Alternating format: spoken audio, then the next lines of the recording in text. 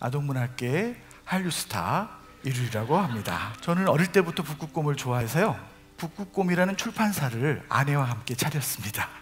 그리고 북극곰 그림책을 만들기로 기획을 했죠.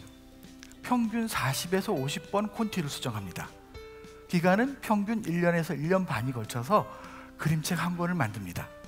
근데 더 중요한 건요, 작가의 꿈이 있고 포기하지 않고 이 과정을 즐길 수만 있다면 누구나 작가가 될 수 있다는 겁니다. 왜냐하면 우리는 모두 예술가로 태어났기 때문입니다. 여러분이 언제 처음 그림을 그렸나요? 유치원 때? 초등학교 때? 아닙니다. 여러분은 손에 힘이 생기는 순간, 국구를 해서 손에 뭐가 묻기 시작하는 순간 어떻게 해요? 그림을 그리기 시작했습니다. 그런데 지금 예술가로 살고 계십니까? 여러분이 잃어버린 예술적 창의성을 되찾는 방법을 3가지 알려드리고자 합니다. 첫째는요, 좋아하는 일을 하시면 됩니다. 그런 얘기를 쉽게 그렇게 하시면 돼요? 이렇게 얘기할 수 있어요. 자, 좋아하는 것을 발견하면 따라하거나 갖고 싶어 한다는 겁니다. 바로 모방과 애착의 원리라고 합니다. 이 2가지 심리적 동기에 의해서 어떻게 해요? 사람은 스스로를 성장시켜 온 것이죠. 2번째는요, 좋아하는 사람을 만나십시오. 이건 굉장히 부드럽게 얘기하는 거고요, 뒤집어 얘기하면 싫어하는 사람 만나지 말라는 얘기입니다. 세상에는 2 종류의 사람이 있겠죠. 어떤 사람이 있을까요? 내가 좋아하는 사람하고 남이 좋아하는 사람이 있습니다. 각자 좋아하는 사람 만나면 됩니다. 왜? 우리가 좋아하는 사람 만나면 그 사람이 나를 행복하게 만들고 나에게 영감을 줍니다. 무엇보다 내가 좋아하는 사람을 만나기 전에 그런 연구를 해보세요. 오늘은 만나서 어떤 장난을 치지? 오늘은 어떤 서프라이즈 선물을 해줄까? 이런 궁리를 하는 동안 여러분은 어떻게 해요? 자기도 모르게 창의적인 사람이 됩니다. 마지막으로 좋아하는 책을 보십시오. 우리는 서로 다른 영혼을 가지고 있어요. 취향이 다르다고요. 그래서 내가 좋아하는 책과 남이 좋아하는 책이 다릅니다. 인생은 비교하는 게 아닙니다. 여러분은 여러분이 좋아하는 책을 보십시오. 저는 30살에 그림책을 만났습니다.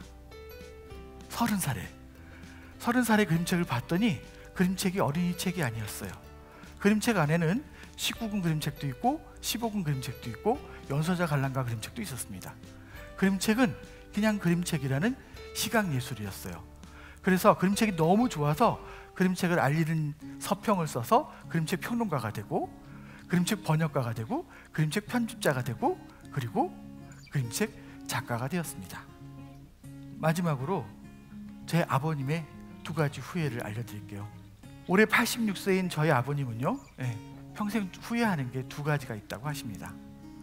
하나는 공부를 못한다는 이유로 작은 아들을 미워한 겁니다.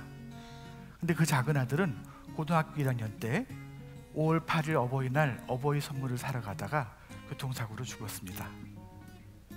아버지는 작은 형이 죽고 나서야 중요한 건 공부가 아니라 내 아이가 행복해야 하는 것이었는데 라고 깨달으셨다고 합니다. 하지만 미안하다, 그게 중요한 게 아니었어 라는 말 기회를 영영 잃어버렸다는 거죠. 아버지의 2번째 후회는 어릴 때 그림을 그리고 싶었는데 화가가 되지 못했다는 겁니다.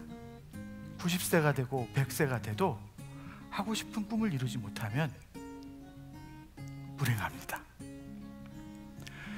자, 이 좋아하는 일을 하려면요, 내가 나한테 자유가 있고 그 자유를 실천할 수 있는 용기가 필요합니다. 좋아하는 일을 하고 좋아하는 사람을 만나고 좋아하는 책을 보라고 여러분들에게 주문드린 건 여러분들이 그동안 받은 교육과 관습에서 벗어나서 자유로워지라는 주문입니다.